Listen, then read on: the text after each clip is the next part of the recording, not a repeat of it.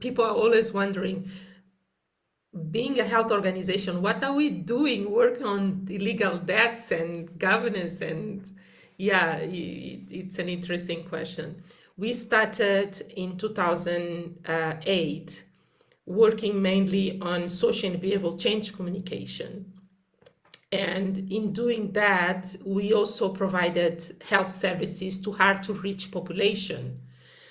And we did that work for many years, and Mweti was very capable, and it was very well known as a house brand organization in Mozambique, delivering on health communications. But then as we implemented, we realized that it wasn't enough. We realized that there were so many barriers to access to health. There were so many challenges to equity and access to universal health care in Mozambique.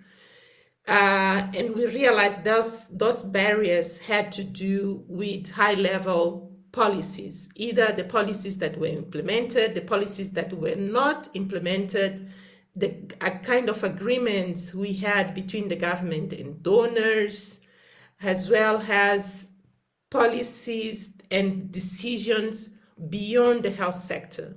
So we realized that being a civil society organization, we also need to operate beyond the health sector and influence nation-level policies that may eventually affect service provision in the health sector. So that's why we decided to start working with in the governance sector.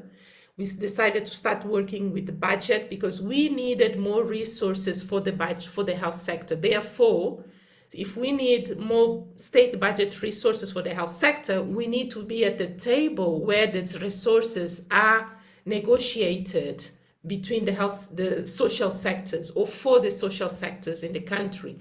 So as a health organization, we are part of civil society network of organizations monitoring the state budget, as I said. So it's a platform called the Budget Monitoring Forum, FMO. We also looked at allocations to the other sectors to ensure there is no misallocation or leakages of funding that could be used to strengthen the health system. Because if there are leakages, we have to make sure that those leakages don't happen, because then we have more resources to demand to allocation to the health sector. So in that capacity, in 2013, we analyzed the state budget and we came across an allocation of $850 million. It only said to defense in the state budget. At the time, we questioned the budget committee, who in turn questioned the Minister of Finance. That was the first time that we came across the loan to Ematung, one of the fake companies created to receive this, one of the three illegal loans made by Mozambican government officials in collusion with Credit Suisse and VTB bankers. Later, we found out that there were two other loans not declared to the parliament, but approved by then Minister of Finance, Manuel Chang. So this was a complex case involving three different loans across multiple jurisdictions. As the scale of these loans became clear through the Wall Street Journal, the International Monetary Fund suspended its program to Mozambique in line with their policy of abiding with full disclosure, because Mozambique made the loans and did not disclose to the IMF. Other donors of the state budget, because we had roughly 40% of state budget of Mozambique was funded by external funding. So other donors followed suit. Also 14 donors who used to provide direct support halted their disbursement to the state budget. So the result is that the country found itself facing severe budget deficits, since the budget support amounted to hundreds of millions of dollars a year. So the loans have led to an economic crisis in Mozambique, with local currency falling by 50% against the dollar, and cuts being introduced to government spending, consequently affecting drastically